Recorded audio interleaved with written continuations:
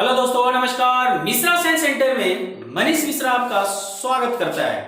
आज हम लोग देखने वाले हैं 11th का फिजिक्स का अगला सीरीज, जो कि हम लोग देखेंगे त्रुटियों का निरूपण करेंगे। हम लोग प्रीवियस वीडियो जो बनाए थे उसमें देखे थे कि त्रुटि क्या है और त्रुटि के कितने प्रकार होते हैं। तो आज हम लोग देखने वाले हैं त्रुटियों का निरूपण, ठीक है।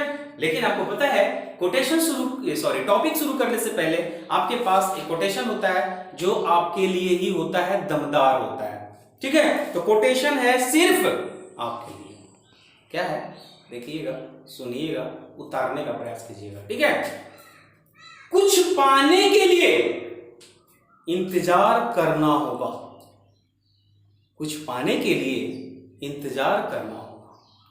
हार मिले या जीत, बस लक्ष्य के लिए मरना होगा। वक्त कब बीत जाएगा कोशिश करते करते, वक्त कब बीत जाएगा कोशिश करते करते, मंजिलों की राह में लगातार लड़ना होगा। Thank you very much. आज हम लोग देखने वाले हैं 11th का फिजिक्स का जो टॉपिक है वो है त्रुटियों का निरूपण। हम लोग देखेंगे आज त्रुटि को समझे थे और इस चीज को हम लोग आज निरूपित करते हैं, ठीक है। तो आपको पता है कि त्रुटियों का निरूपण करने से पहले कुछ प्रेक्षण करते हैं और प्रेक्षण के दौरान आपको पता चलेगा, साथ ही साथ करते जाएंगे। इधर क्वेश्चन भी है और आपका ये टॉपिक भी है, तो इधर हम लोग करते चले जाएंगे और आपका टॉपिक जो है क्या होगा, मत से मक्खन होगा। आई होप कि आप इस चीज को समझ रहे हो। तो त्रुटियों का निरूपण करना है तो कह रहा है कि जो माध्य होते हैं, ये माध्य क्या होते हैं, ये माध्य जो होता है वो बराबर होता है वास्तविक मान का। किस मान का? वास्तविक मान। यानी कि मान आपका दिया हुआ रहेगा, उसको आपको माध्य निकालना है, ठीक है। तो यहां पे मान लिया जाए कि वास्तविक मान किसके बराबर होगा, ए माध्य का।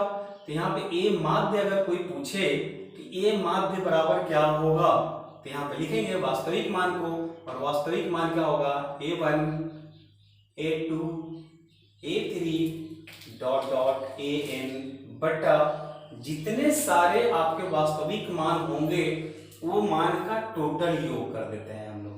n से क्या कर देंगे, भाग कर देंगे।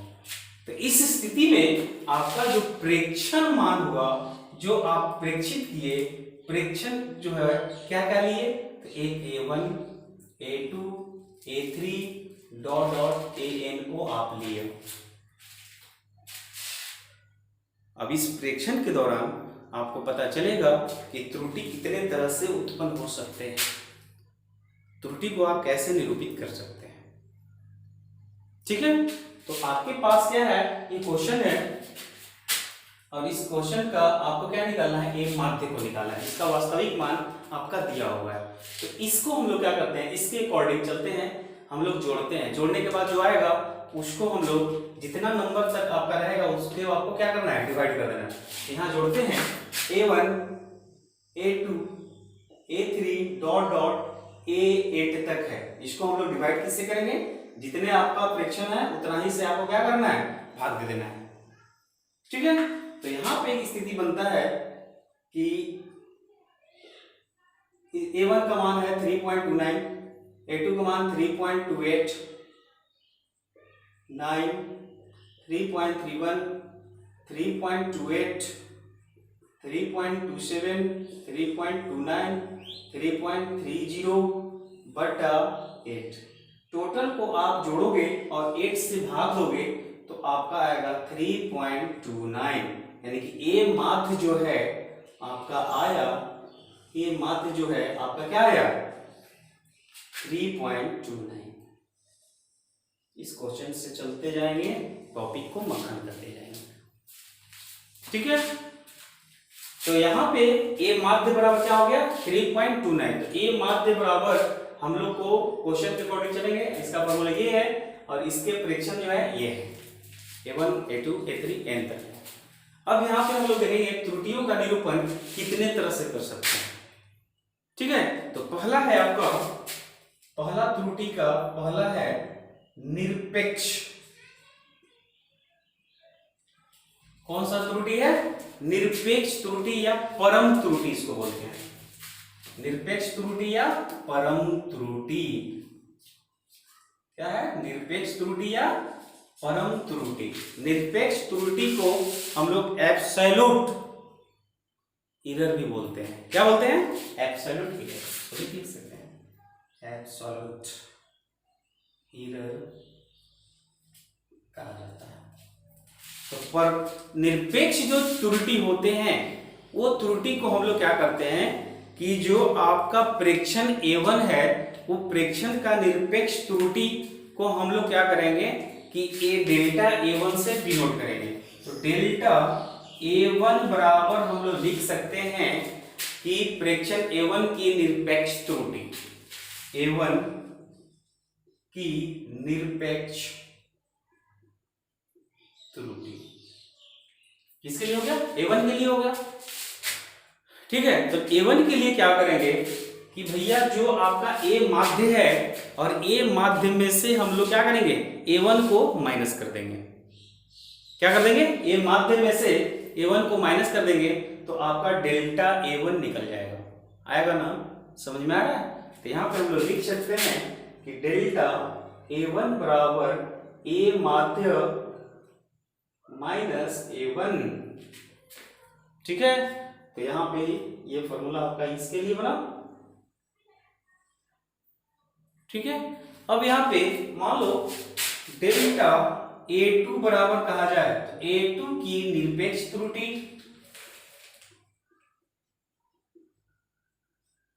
A2 का निरपेक्ष त्रुटि का हो जाएगा डेल्टा A2 बराबर हो जाएगा A माध्य माइनस A2, इसका त्रुटि होगा।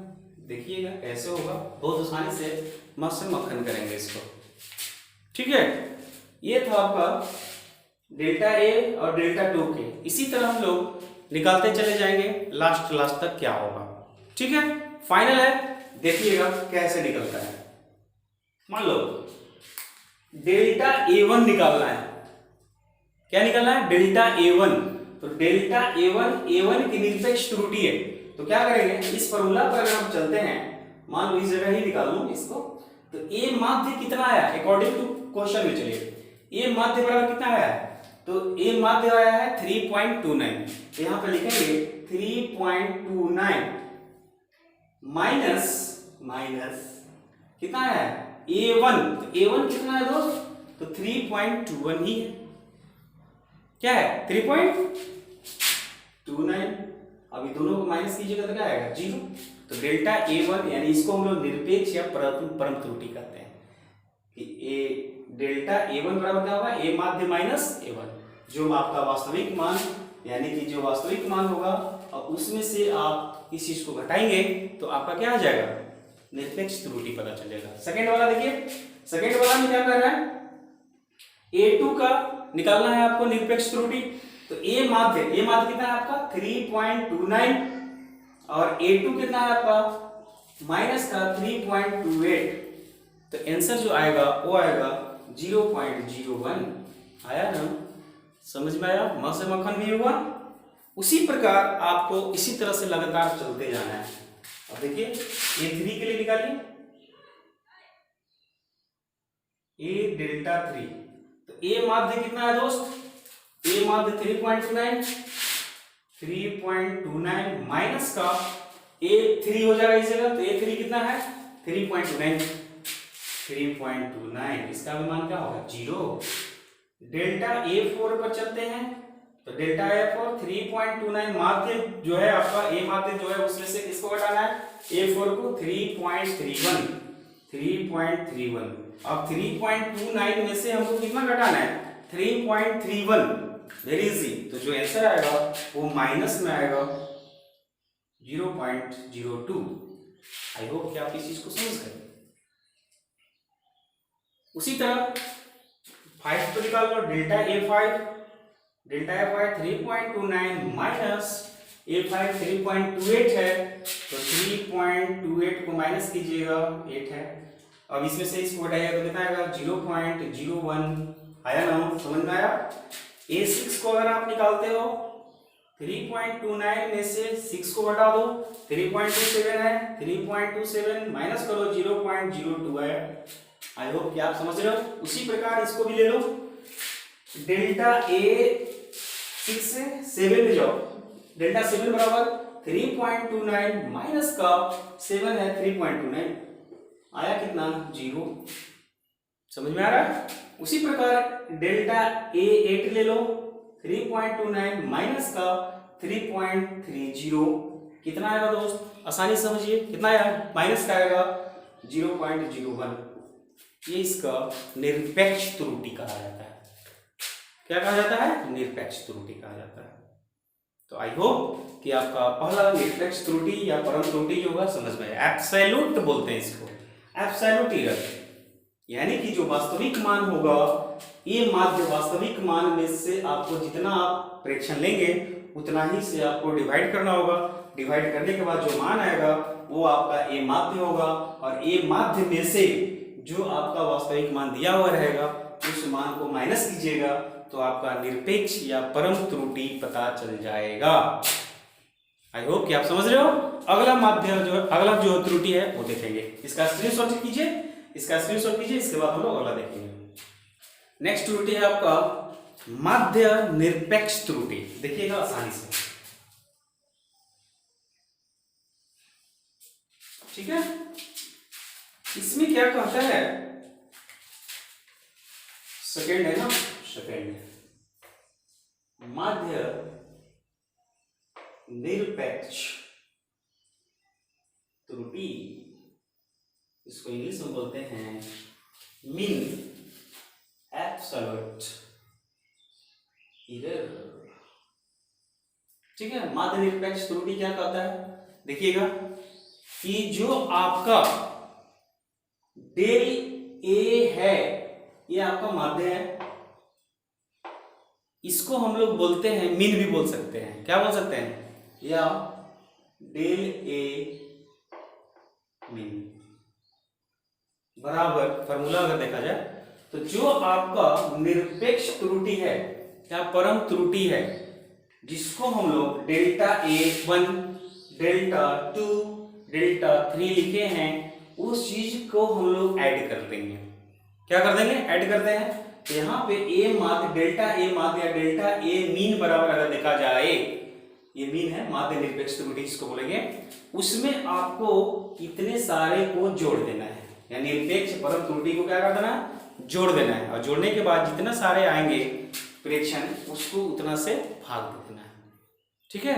तो इसको हम लोग क्या करेंगे, इसको जोड़ करके मोड लगा देते हैं। क्या लगाते हैं, तो इस चीज को हम लोग मोड में लिखते हैं। तो मोड में लिखेंगे A delta A1 plus A delta A2 plus mod A delta A3 plus dot dot चलते जाएंगे, कहां तक है दोस्त, 8 तक, डॉट डॉट 8 चले जाते हैं, डेल्टा A8 मॉड लगा देंगे, बट्टा में हम लोग क्या करेंगे, 8 से भाग दे देंगे।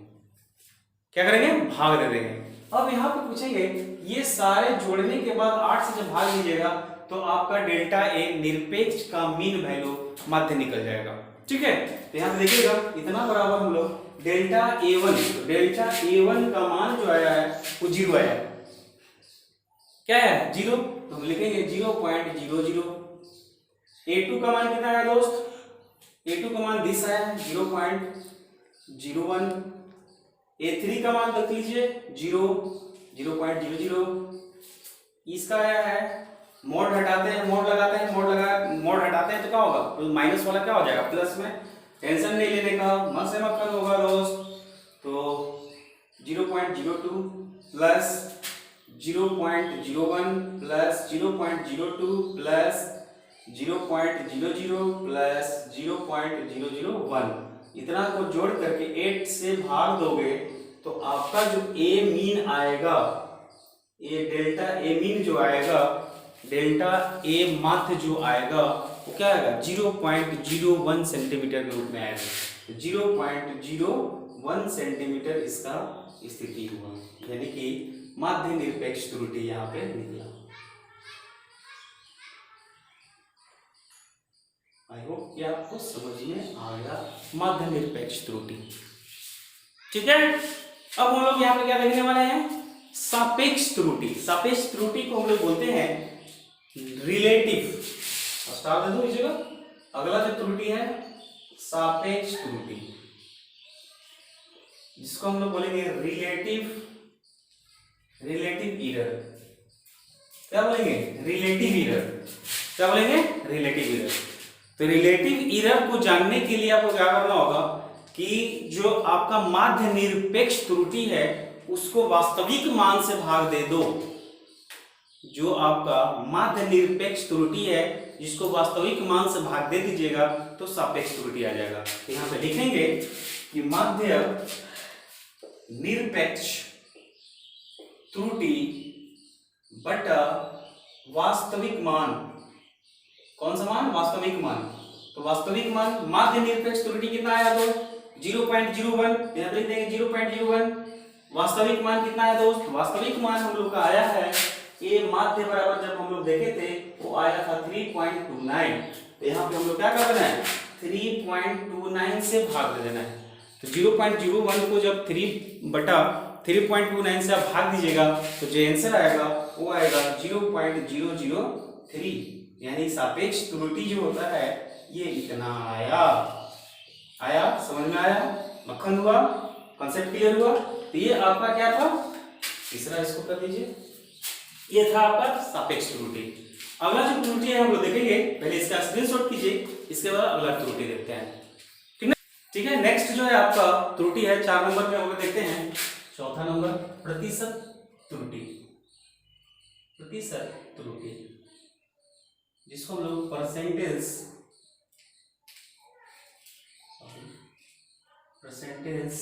एरर बोलते हैं। ठीक है, प्रतिशत त्रुटि कहा जाता है कि जब सापेक्ष त्रुटि को 100 से गुना कर दो। जो सापेक्ष त्रुटि है, अभी जस्ट हम लोग सापेक्ष त्रुटि को देख रहे हैं, सापेक्ष त्रुटि को जब 100 से गुना कर दीजिएगा तो आपका क्या आ जाएगा, प्रतिशत त्रुटि। सापेक्ष त्रुटि कितना है अभी तो 0.003। यहाँ पे लिखिए सापेक्ष 0.003 गुना 100। जब ये इससे गुना कीजिएगा तो फाइनल जो आंसर आएगा वो कितना आएगा, 0.3%। यही है आपका प्रतिशत त्रुटि।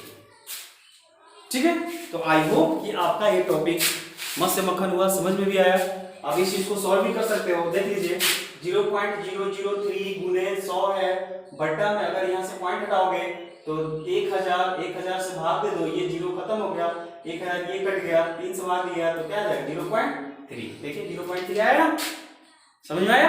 तो ये था आपका प्रतिशत त्रुटि जिसको हम लोग आसानी से समझ गए। 4 जो है प्रतिशत त्रुटि देखे, और कुछ त्रुटियां हैं जिसके बारे में हम लोग अगला वीडियो देखने वाले हैं, जो कि आसानी से हम लोग देखेंगे, समझेंगे।